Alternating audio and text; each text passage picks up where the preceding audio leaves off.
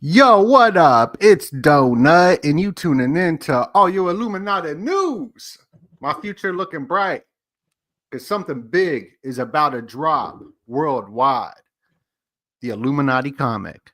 I'm here with Paranoid American. We got a great show for you tonight as we have one more day before we launch the Illuminati comic. So make sure to smash that like button, share the video out, and go click the Illuminati link and sign up because we are launching it tomorrow. Less than 12 hours. Less than Yo, 12 what hours. up? It's Donut, and you tuning in to all your Illuminati news. Get your copy of the Illuminati comic. IlluminatiComic.com. You know you want it. Get early bird access to massive discounts and exclusive gifts. Dropping worldwide. Learn the secrets of the Illuminati. Access the secrets. Join the Illuminati Yacht Club. Get the Donut VHS box and join the street team. Click the link below. Limited time only. Yeah, Illuminati comic. Woo woo. Illuminati. Illuminati. Now that was the AI graphics of Paranoid. You did an excellent job with that, and this is the same utter excellence that you're going to get when you get the Illuminati comic. Once you get this, go to the notify me on launch. We're almost at 900. If we could get this past 900 in the stream, I would be so happy. We have 896. We need 4 more people. Go to the notify me on launch because this is dropping tomorrow. And before we get into the big news of AI kill drones and this new Trump film, absolutely crazy. I think it's full of occult symbolism and some hints of secrets. It was like a gangster film. I mean, you get to see a lot of Illuminati actually parties in the film that I'll talk about a little bit, but mostly some of the frog stuff as well. It's an interesting film. We're going to go over that a little bit. A ton of stuff, but Paranoid, how are you doing? And why is it so important that you go to the notify me on launch? Because we're dropping this tomorrow. Why is it so important to support this comic tomorrow when it launches? It's like the make or break it to get into this Kickstarter algorithm. Can you tell us a little bit about that before we start? Well, I'll answer a question with a question and say, how important is it for this Illuminati comic to get into the hands of the normies and the people that don't already know about it, that aren't already in this little bubble? I'd say it's paramount. It's incredibly important. So that's kind of what that happens, is that if you can back it the second this thing launches, then it gets put into the algorithm, into the normie algorithm, and it starts pushing all their normie content down under it. So, I mean, the ideal situation here is that we send a message that this thing is so hot, there's so many people that want it, that the Kickstarter algo just puts it on the front page, and then people go in there to get their weird, like woke ass comics that are usually getting pitched on the front page of this site. They have to kind of like scroll down under this one in order to get to those. And I think that just getting that extra surface area is what takes this from just being a cool little niche comic that's great for the conspiracy world and the most comprehensive breakdown of the Illuminati, but then it puts it into people's minds for like, oh, there's Christmas coming up or there's Black Friday coming up. This looks like an interesting, quirky thing to get my nephew. Hell yeah. Like, we want all the nephews out there to unexpectedly get this thing in their stockings and be like, I've never even heard of the Illuminati. Why do I care about this? And this is the only way we can really get to that next level. We need one more person, just one more person to go to notify me on launch so we can hit that 900 subscriber goal. So I will cut my hair off if we can get to 900. He's going to shave his head. Now, I'll shave my head. I think there's a big shaving the head ritual approaching. Shaving is a big part of bowing down to the female Illuminati. Most people don't know about this, but going back to these ancient cults, the Elysian mysteries and Demeter and Cybele, it was all about chopping off the masculine. So shaving goes apart that. So I think we're going to see Russell Brand shave the head. It's going to be crazy into these rituals. And that's what we get to cover. We cover a lot of these rituals that go down in the hip hop world in this comic. I mean, it looks absolutely amazing. Plus, we tie it into all the different secret societies throughout history. It's a really important book, a great gift as well to hand out. And you could even get a bunch of them and join the street team and make a ton of money as well. So please, tomorrow we're dropping it at 11:11 Eastern time. If you can go support the comic when we drop it, that would mean so much to us, because once we get this funded, immediately it gets into the algorithm of Kickstarter, that we can get this out to the masses, and that'll mean a lot. I like what you did here with this Robert Anton Wilson type art. I don't know if that was intentional. This was like kind of a Schoolhouse Rock inspired. Okay. And also the frog stuff was really cool because there's a lot going on with the frogs connected to Jordan Peterson, who's Kermit the Frog, who's connected to the Harvard School. He is pretty much the Timothy Leary for the alt-right, which kind of gets into some of the Frankfurt School research that I'm going to ask you some questions on critical theory. So we're going to get wicked smart today, and that's what it's all about. It's all about getting wicked smart, reading the documents, reading the books, and putting it all into a digestible thing. But this Donald Trump film that was just released, The Apprentice. The Apprentice, which is also, isn't that a Masonic degree, the Apprentice degree? Yeah, the Entered Apprentice. Yeah, it's the first degree. Do you think that that's symbolism? Or do you think that's just I haven't seen the entire movie yet, but I'll just say yes. Yeah, of course. Well, that was the name of his show too, right? Right. So this movie, it was a gangster film. Like, it was about Roy Cohn, and Roy Cohn was doing some gangster espionage, and they showed the come up of Trump, and there was a lot of little hints in the movie. Like, here's Michael Jackson, I believe. Maybe that's not Michael Jackson. Maybe that's a girl. I don't know. But I was going to ask you if you know who any of these people were in the background.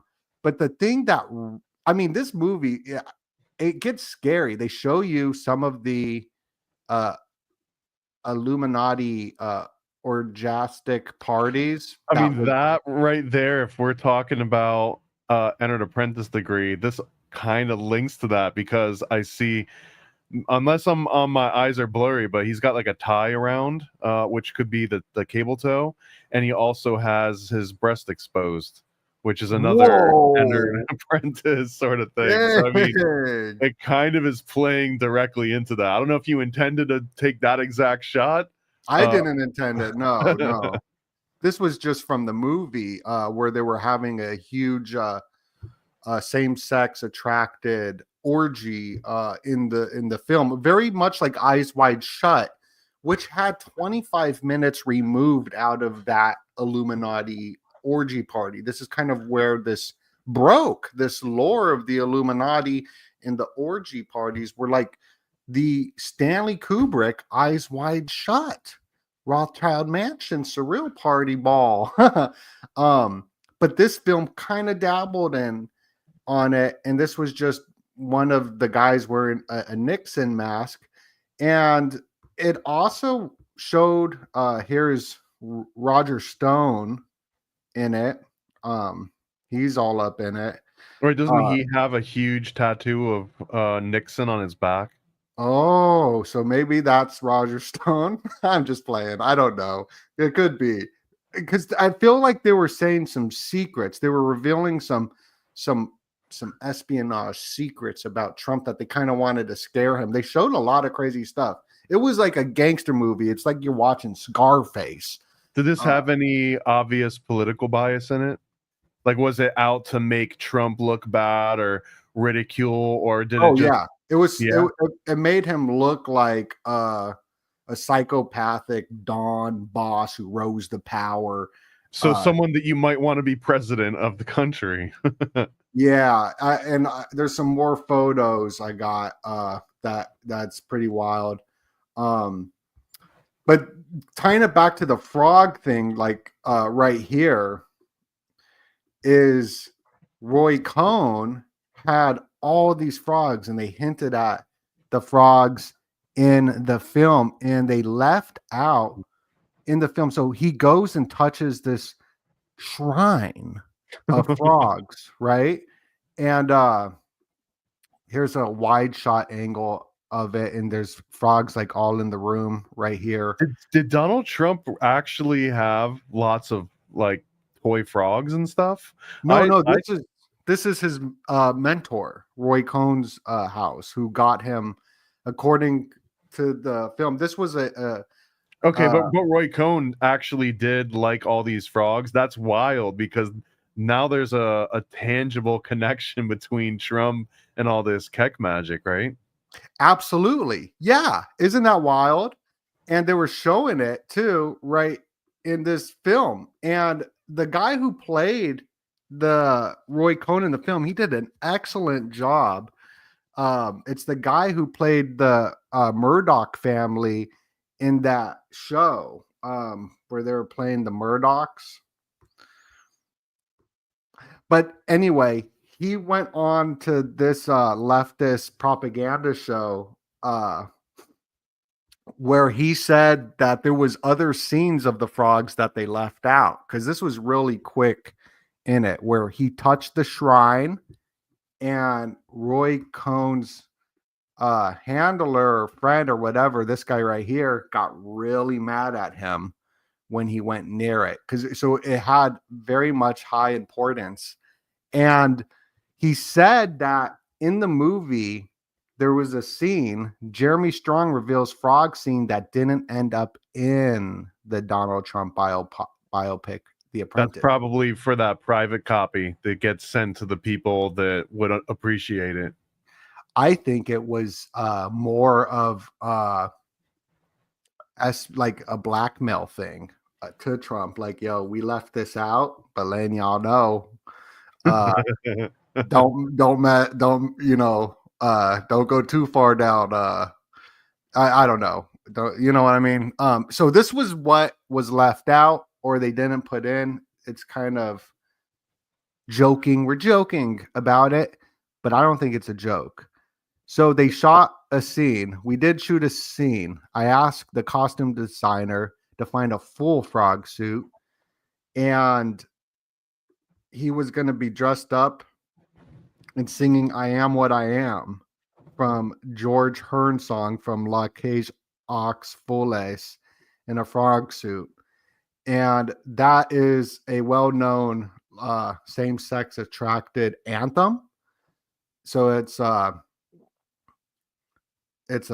anthem for that. Okay, so were they saying that there's some blackmail on Trump being part of one of these? Well, that was what Roy Cohn did, was he got blackmail on people having same attracted sex orgies, and they show it in the video, and that's how he got Trump his towers in the film. And then they show like when Trump starts turning into like a transhuman in this scene. It really makes you scared of him. So it's great propaganda, but like looking at it as like a Scorsese type casino film, it was gangster. Like this is him having, and this is why the left absolutely loved this movie, standing applause at Cannes Film Festival, because you get to see Trump do the hard R. You get to see him doing all the nasty stuff. And the left actually wants to have intercourse with Donald Trump. That's why they're always saying F Trump, because he's that masculine rock, and they're this feminine, emotional, screaming and crying and having meltdowns. They even want to start poisoning men.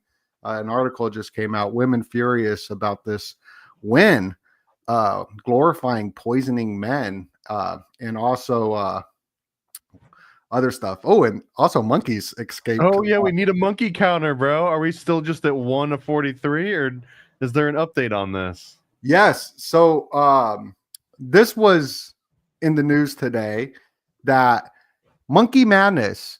Watch moment 43 monkeys go on a rampage after escaping from a research facility and 28 days later style prison break, which is like a hint, a nod to the zombie apocalypse. I think they only caught one, but I'll Google it because this was earlier today when I was grabbing all this stuff. But here are the monkeys. Let's just let them free. Like, come on. I don't know if you've looked into what they were actually testing on these guys. I don't know if you want them to be free. And honestly, I mean, if we're gonna put our tinfoil hats on, maybe this wasn't as much of an accident as it was like the next wave of putting something new out there. It's very suspicious. It's absolutely suspicious. And look, everybody, we just smashed through over 1,300 people tuning in live. We're streaming all over the damn place on Facebook, on Twitter, on YouTube, on Rumble. Oh my goodness. Rumble. Are you ready to rumble? And we got all everybody up in here. I remind everybody when we pass through 1,000 to smash that likey poo. Smash the likey poo, share the video out. It gets it out there. But most importantly, we are dropping the Illuminati comic tomorrow. Can I get a burr, burr, burr, burr, burr, burr, burr? Oh, can I get a woo, woo? Whoop, whoop. Woo, woo. Yeah. We dropping this comic tomorrow. We trying to get 900 people. We need one more person to sign up. You just click it's right there in the chat or down below. We want 900 people. And it looks like we got 911 now. Oh my God, what a number. We crashed through that. We need 1,000 now. Now we need 1,000. We mentioned if we can get this to 1,000, we'll make an exclusive sticker that's just for people that back the comic. We'll make a little die cut sticker. What were we saying? It was going to be an all-seeing Senpaku eye or something.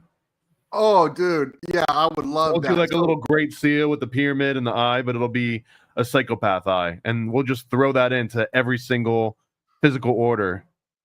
Oh, that would be awesome. Look, that's the new goal, is that we got to crash through 1,000 signups before tomorrow. We're launching this comic tomorrow. So go subscribe. It'd be dope after the stream. Let's see if we could get this to 1,000 people, because we're dropping this tomorrow. So Paranoid American and myself have dedicated our time and energy last year. We worked on this for an entire year, and we're going to be streaming every single night at 11:11 Eastern time, around that time. Ish. Every single night. 11-ish. Around that time.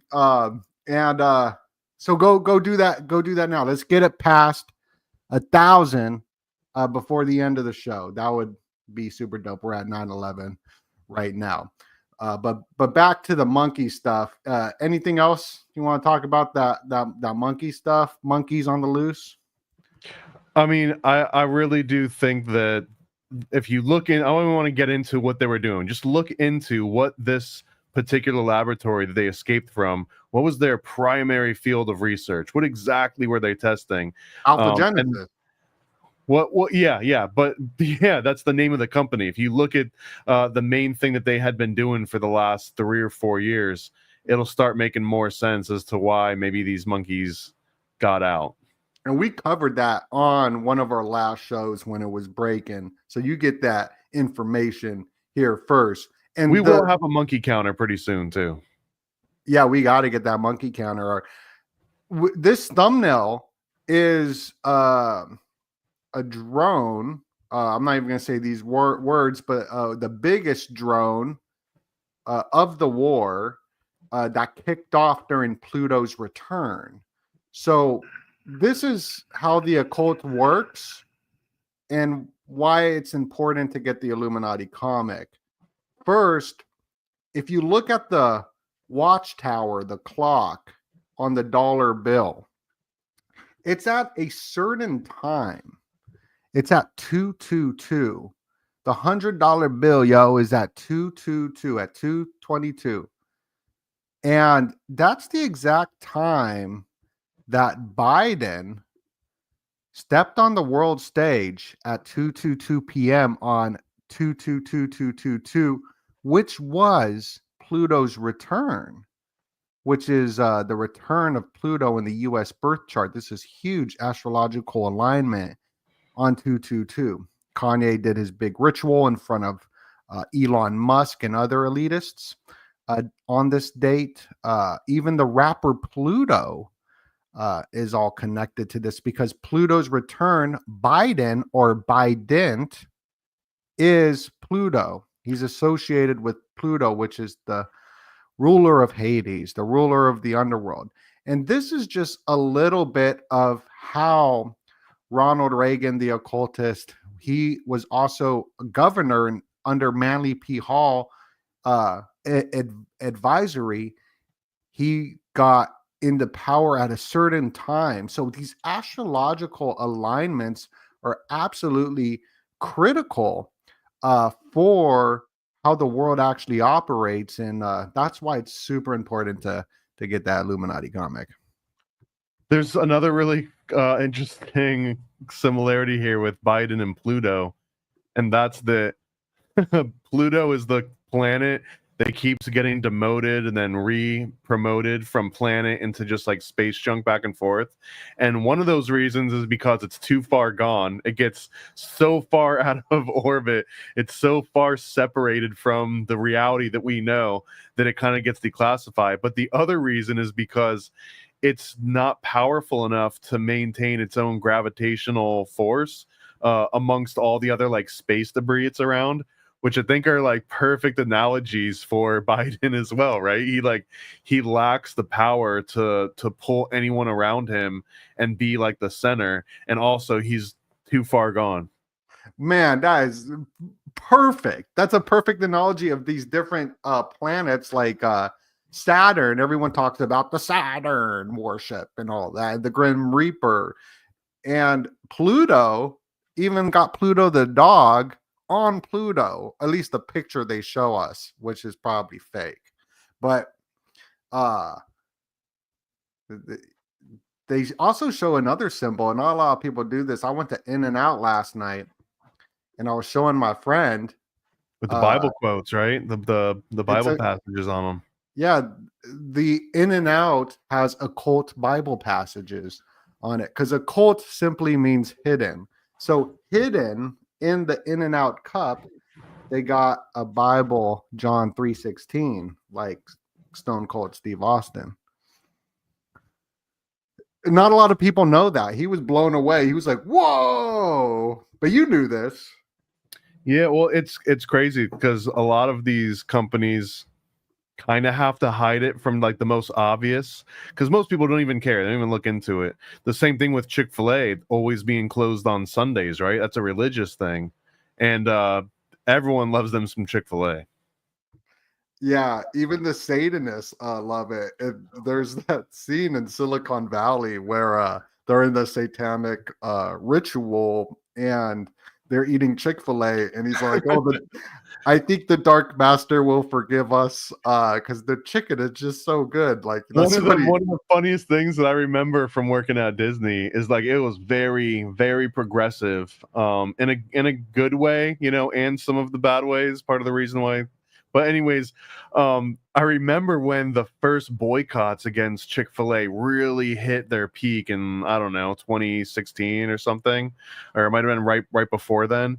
And that whole entire month when they were supposed to be boycotted, all of the same-sex attracted people that I work with were bringing in Chick-fil-A by like the huge like vendor nugget full for any like the meetings and everything. And a few people eventually were like, "Aren't you taking part in, you know, this boycott, like this nationwide boycott of Chick-fil-A because of like the funding and the things that they're putting their money to?" And it was all just like, please, I'm not going to get over my love for Chick-fil-A just because of some stupid politic thing. So it's weird that this is one of the few places where people will decide not to boycott. Like they won't maybe stick it all the way up. And this, because you know that there's people that probably disagree with Bible quotes on food, but they still eating all kinds of In-N-Out. Bro, In-N-Out go hard. And the palm tree as well goes into symbolism that the one-on-one podcast, hopefully I can get him to talk about the palm tree symbolism, how deep that goes. That's like so cool. I could maybe even play a clip. If y'all get us past 1,000, I will play a scene of the secret society. Don't do it. No? Damn, don't do it. Okay, I won't do it. Well, let's see if we get to 1,000. What do you think though about, is this commercializing the Bible? Like, are they using the Bible to sell food? Or we're at 922. We're almost at 1,000. Well, let's keep going. Continue. I just got excited. Do you think that this is an instance of them using the Bible to sell food, or do you think it's them like sneaking the Bible into people's food? I don't think so. I mean, why would you like? For me, if I you know, I feel like it's legit. I could be wrong though. I don't know. That was just my first gut reaction. I think that they just are religious and they're like, "Yo, we're gonna put that up there." What? Whoa. Whoa. What do you think? Drink yourself some Jesus. I don't know. I think it could be all things at once. It could be a nod to the people that are religious. Well, now if you've got one fast food company that is wearing its heart on its sleeve a little bit, they might be more inclined to back it.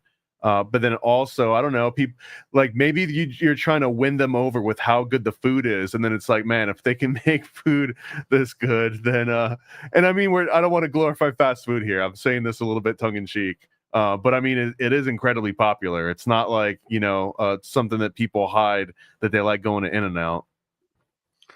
Oh man, Chick-fil-A seems to get me tired. I remember I used to eat it back when I worked at AMTV's massive studio out here in Phoenix.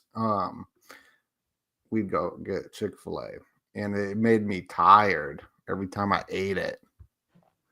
And shout out to Tommy. We see Tommy. We see you up in here. Tommy Truffaut at the Truth Mafia. Yeah. If you haven't seen this movie, it's crazy, bro. It's a gangster film. I'm watching this tomorrow. It's on my list for things to do tomorrow. And it'll give you nightmares. Like it's like Trump becomes like he turns into a transhuman, sort of. I mean, you can only vote for him so many times. I don't know why they keep selling him so hard. I don't know. Like, you already got my vote. You don't need to do anything else. You don't need to become transhuman yet. Save that for the next election. Well, so this is interesting too with the thumbnail with this drone stuff. This is where the future is. Everyone thinks you need to be all like muscular and tough and, you know, sure. But at the end of the day, Elon and Joe Rogan told everybody that the future bangers are going to be whoever's the best at expert level on the video game. And it goes into these AI kill drones and whatnot. So it's an interesting time we're entering into. I remember like when I was transitioning and moving into the military from high. Yeah. I'm successfully transitioned now. Congratulations. When I went from high school to military. Hey, thank you for your service, Paranoid. Thank you so much. Of course. Is a veteran. We're here with a veteran. I did it all for you. I did it all for everyone in the chat. But I remember that one of the most popular games was this thing called Arma. And Arma is still, I guess, used a lot today. In fact, some of the initial footage that was getting like fake leaked onto the mainstream media a few years ago when like the conflict started, some of those were actually screenshots from Arma that just had like looked really good. But Arma was huge. Arma was originally a simulation made by the Army that I guess ended up becoming like an actual video game because it was so realistic. But this is a perfect example of that. A lot of a lot of video game technology starts with the military, and then it transitions into the consumer market, and all it's doing is now they're sort of allowing the military training to start early and in the private sector, so that by the time you've got someone that's old enough to be drafted, they kind of already know how all the different things work. I mean, a lot of people that I will go to the range with and stuff and do competitions with, I would ask them like, oh, why do you have that particular one, or why did that? And a lot of the time it's like, oh, that was my favorite one to pick in Call of Duty, or that was my favorite one to pick in Arma. And they already know the mechanics. They know what it looks like when you got to refill something, like how every little doodad works. And now you can extrapolate that to helicopters and tanks, and even using like these next level drones. So I mean, the video game and the military industry are way closer than even the Hollywood crossover. People like to talk a lot about the military industrial, complex and entertainment, but I think video games, it's like a direct tap right into the vein of all this.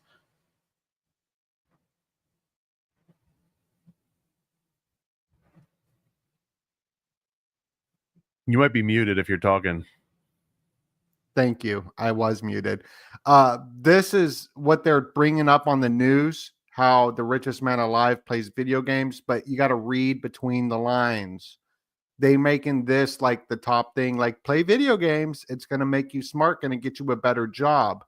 But you got to read between the lines. He's telling everybody about these AI kill drones, and that that's the future. And Starlink satellites are connected with it because they're a military laser program. It's pretty crazy. Like, you just got to listen to the Joe Rogan podcast. That's like what they're saying. It goes into this 5th generation warfare that we're in. It's very interesting. It's very crazy and interesting stuff. I don't even know if I could talk too much about it on here, but I think it's a fine line, yeah, because you don't want to be seen as like glorifying or capitalizing on this, even though it's literally what every news organization is doing constantly with all of this. Yeah. Smash that like button. We got 1,600 people up in here. I would love it if y'all smash that like button. And a lot of stuff going on in the news. I'm looking at certain things with the left in this ideology of the crowd. And the crowd is the mob, which is the demo, like democracy, the mob rule, which most majority of the planet falls more in line with the crowd. And Gustav Le Bon, he wrote a book called The Crowd. And the crowd seems to really like this ideology of socialism, where they don't want to build. They want to get donations and tear down. And it's just this ideology of the left, and even the far right, I feel, is in this ideology as well. I think it's very rare to find builders. And once I've been breaking down the symbolism of socialism, it's very strange how I get attacked very, very heavily whenever I just bring up symbolism of the truth of this just symbols. Symbols is the socialist symbol right here is the fist in the rose. That's just the symbol for socialism. You could just see it with a lot of revolution of the left. It's this ideology of the mob rule and whatnot. I get attacked a lot whenever I talk about it. Here's Gustav Le Bon's book of The Crowd. And I think it's interesting that on his book cover on Amazon, they showed the Socialist Party as well. But you kind of dive in deeper, and it goes much deeper than what I'm saying. I know there's a lot of nuances with the Frankfurt School, and to remove nationalism as well. So I know it gets nuanced, and I'm not wicked smart. That's why you got to get the comic book to get wicked smart. You get the Illuminati comic book, get wicked smart. But can you tell us a little bit about your research on this thing called critical theory? Is that what it's called? It's called critical theory. Yeah, Okay. it's pretty old. It goes back to this Frankfurt school. But to put my bias on the table, or at least where I even came across it, I remember hearing about it a whole lot. I was working on video games during the original Gamergate thing that came up. So not I didn't even want to be involved, but I was like, working with a few different studios that were impacted by this. So I kind of had to understand at least what all the hubbub was about. So long story short, this critical theory is sort of the mechanics behind when someone says like, oh, that's woke, or like the DEI things, or any of these new sort of big social movements that tend to get critiqued by one side more than the other, right? This all kind of stems from critical theory, along with other things. Like, you don't want to reduce it down to just everything came from this one source, but critical theory represents the philosophy behind all this, like where a lot of it came from. And my introduction was through an Andrew Breitbart biography, or his autobiography. It was called "Excuse Me While I Save the World," Righteous Indignation, I think. And it was And he came out and he was like, I got dirt on Obama, and then bam, you're dead. So Breitbart's a crazy story. I highly recommend checking out his autobiography. I had absolutely no opinion of him before that. If anything, I just thought it was like wacko, right-wing extremism versus the wacko left-wing stuff. But he goes real hard into two topics that I hadn't really heard of in detail. One of them was critical theory, and the other one was Saul Alinsky's Rules for Radicals. That one really, really blew my mind. And Alinsky's Rules for Radicals probably would not exist without critical theory to sort of set the stage. So, okay. Critical That theory, makes like it's a large topic. People get like PhDs in critical theory, and they apply into all different fields. So, to reduce it even to like an hour would be sort of a fool's errand in a way. But I want to almost paint it in a very biased way, but you can almost separate this type of thinking into creators versus observers, or you could say like builders versus observers. And this really started coming to a head when Elon Musk made that tweet about this is going to be a nation of builders. You will be free to build again, something like that. And I think that that's also because he's been positioning himself on the opposite end of this critical theory.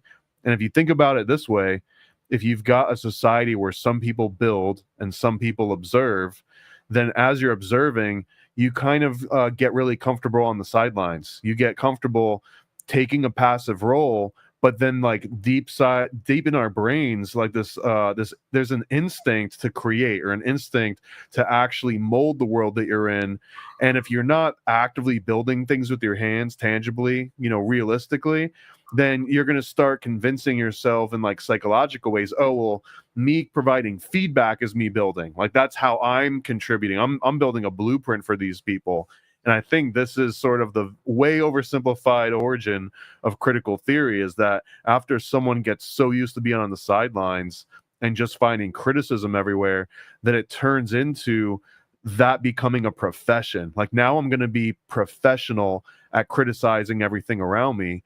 And I think one of the key features of this is that very rarely does it offer any sort of solutions. In fact, the whole premise of critical theory is breaking down power structures. Anything that resembles something that has, power or authority over people, that it needs to be dismantled and recreated all the way from scratch again. And that's really not how you build anything. That's just constantly knocking down buildings, knocking down bridges. This is sort of what, like the Tartarian guys say that is the worst thing that ever happened, is that these new groups came in and just knocked down what was there before that might have been built up and was beautiful and full of knowledge. It just gets knocked down because they want a clean slate. And that's sort of what this critical theory is wanting to knock everything down so that you can build on its remains and sort of proclaim like, I did this, I found this. Right. And then we could see this with the leftists, how they destroy the Liberty Bell, right? They write all over it. They rip down statues. They destroy history. So this is coming from not building. They're not building. It's just about destroying. And it's this ideology that you can see. And that's why I'm so grateful to work with Paranoid American on this Illuminati comic as well, because it is building something, building a channel, going out there, editing. And I got to say, Paranoid, you do that. Tommy does it a lot as well. He's like straight up hustler. And I feel like I do it as well. Sometimes I'm it just building. It's being an artist, right? An artist likes to paint a picture. And but continue. It's just this ideology. You can see that just start paying attention to this with it's just something I where I'm at right now in my research, how critical theory, how critical this is, the ideology.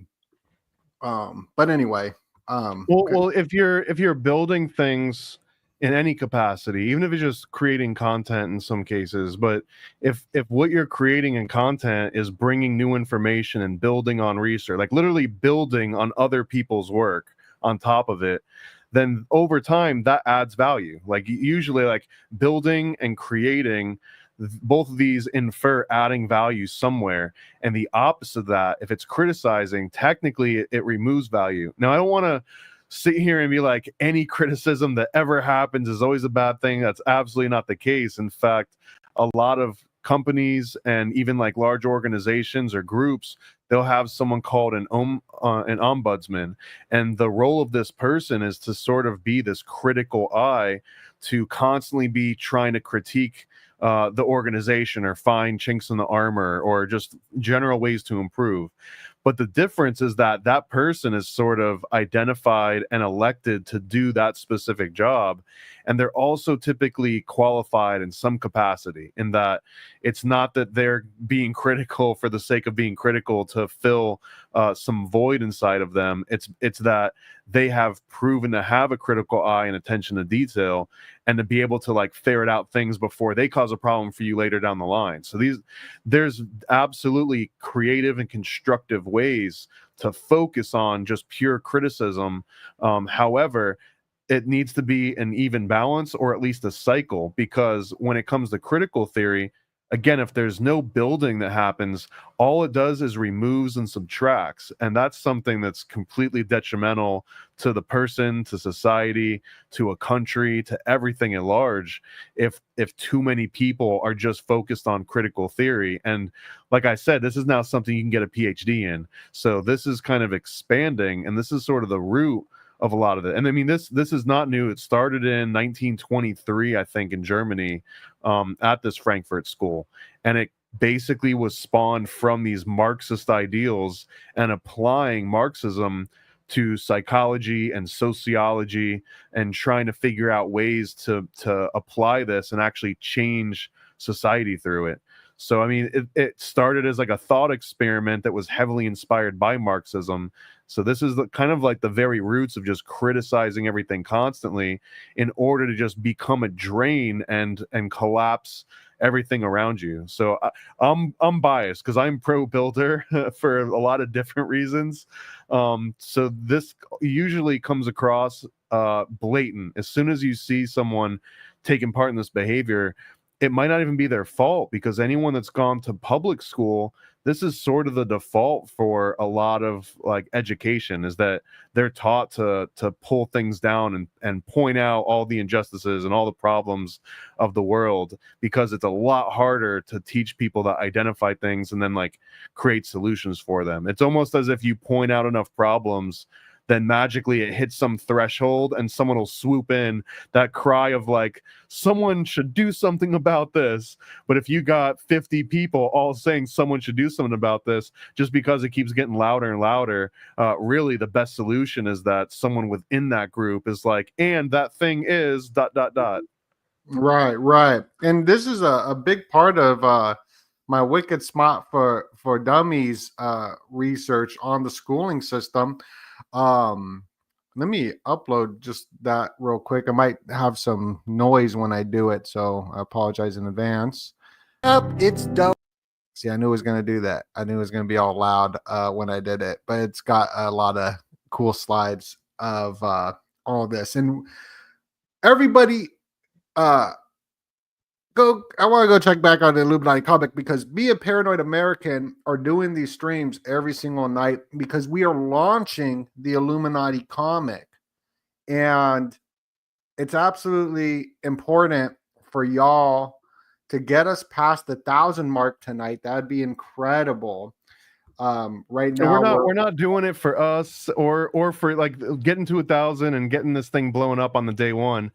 It's not as much for us or even for you. It's for the normies out there that would otherwise never see any of this. Like, it really has to break through that next threshold so that it, too big to fail. Like, we needs to have so much support that they can't rig the results. That's essentially the same analogy here. So we're dropping this comic tomorrow. So it's very important. I mean, it would be great if y'all go to the notify me on launch that you see right here. We almost at 1,000. We at 930 right now. Let's get it to 1,000 before the end of the stream.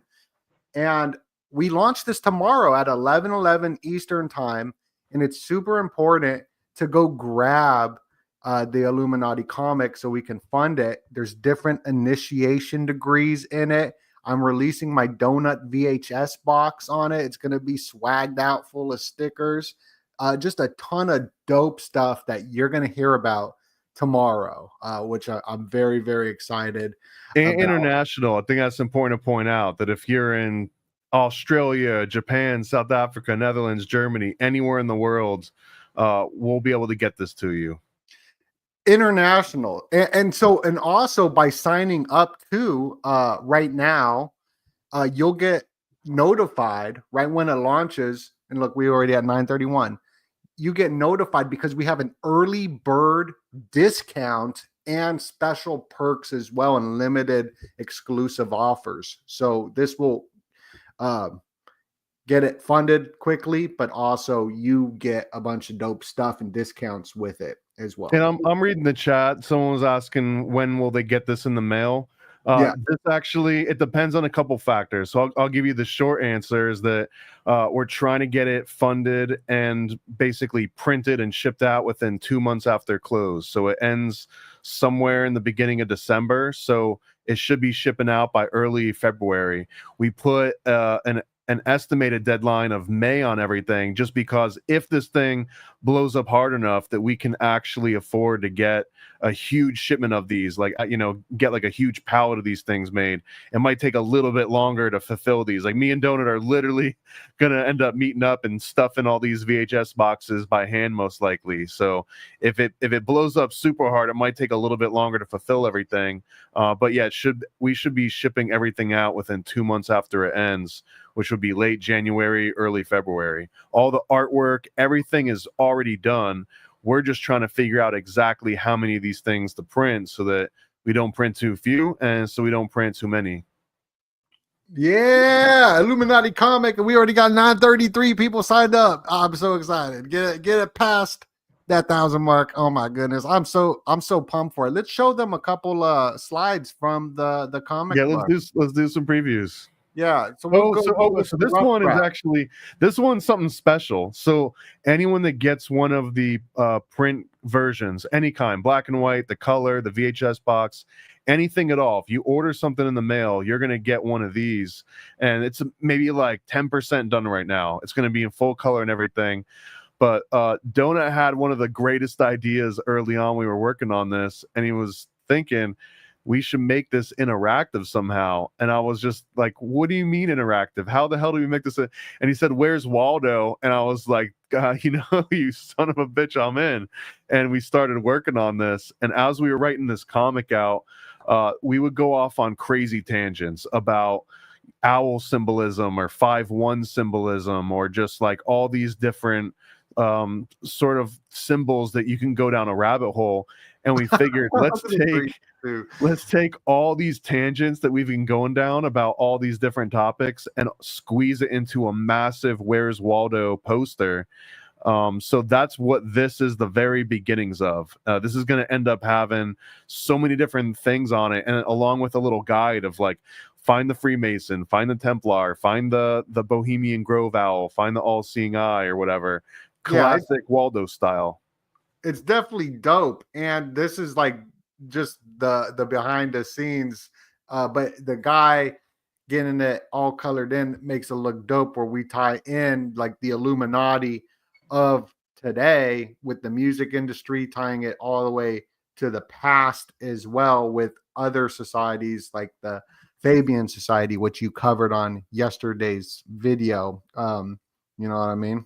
Yeah, we know everyone doesn't want to just open this up and just read about a bunch of old white dudes. So like, that's why you're not going to find anything that covers the Illuminati in this much depth, and then also has Drake and Tupac and Prodigy and Rick Ross and U-God and Young Dolph and like all these different guys directly related, because those are some of the connections that usually don't get explained. You might find a historical account, and then it'll wrap up around the 1830s or something, and then you might hear about someone talking about in the Illuminati in the 90s, or like, you know, the hip-hop Illuminati right now.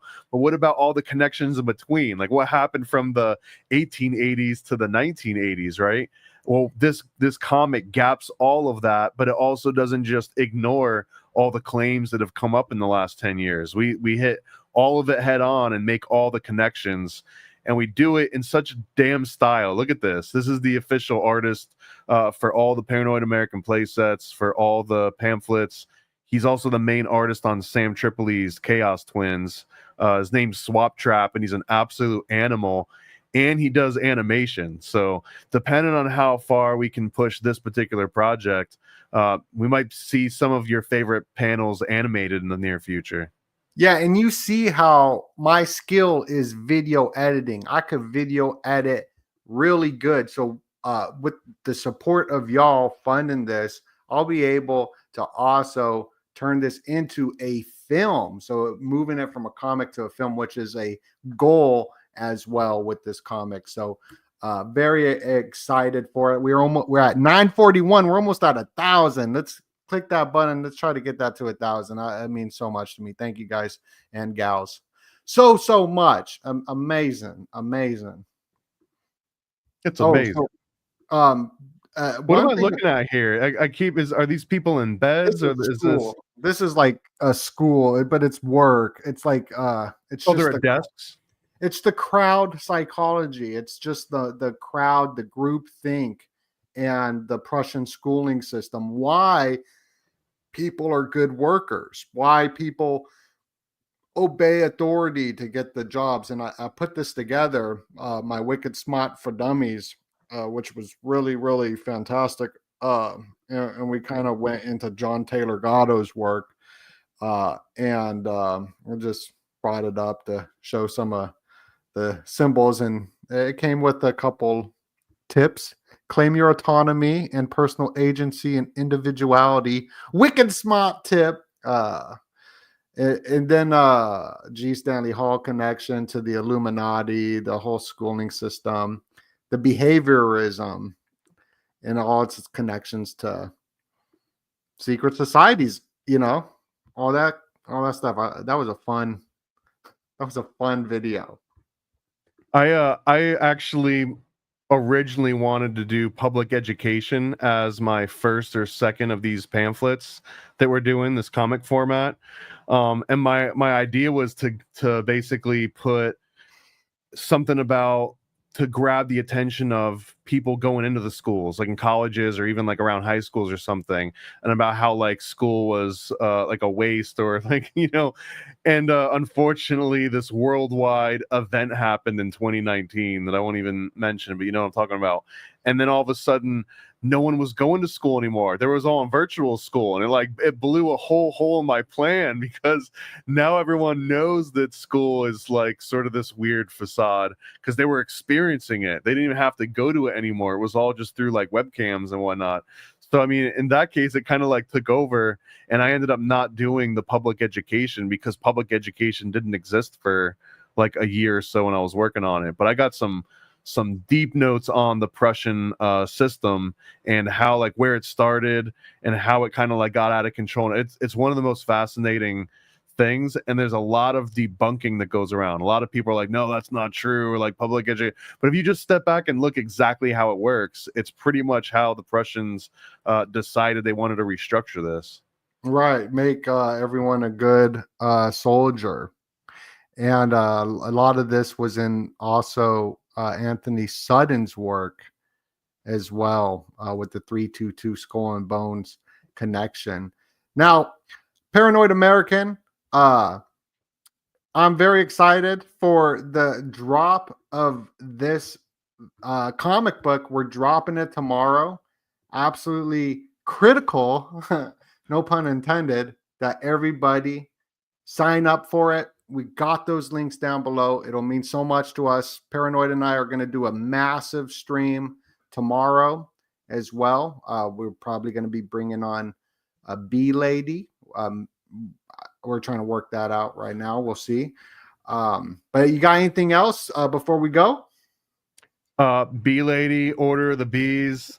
We're going to be showing a whole bunch of different previews as we go through each of these. Every night, I think we'll probably reveal another panel, talk about it in detail. And there's also going to be anyone that, even if you just get the digital copy, anyone at all that gets any of these tiers, you're going to end up getting a private video where me and Donut are going to walk through the Illuminati comic and sort of break down all the different panels. So you even have like a little video guide on how to read it and to refer back to in the future, everything. Like it's something that I don't think either of us have ever done before, along with this every single night streaming live. This is all new to just show how much effort we've put into this thing and how much energy we're trying to kind of manifest out back the other side. So you heard it. Make sure to go. We're dropping it tomorrow at 11 Eastern time. Go sign up, notify me on launch, and support us in getting this thing going viral right when it launches. Anyway, it's Donut and Paranoid American. What's up? Whoa. Much love, everybody, and God bless you.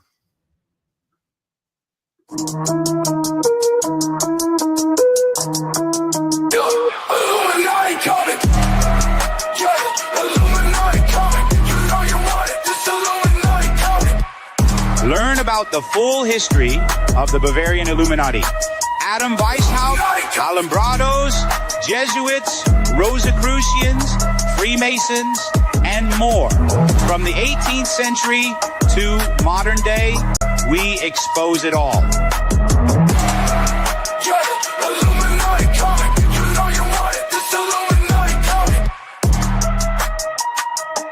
That's right, it's the Illuminati comic from Donut and Paranoid American. Get yours now at IlluminatiComic.com.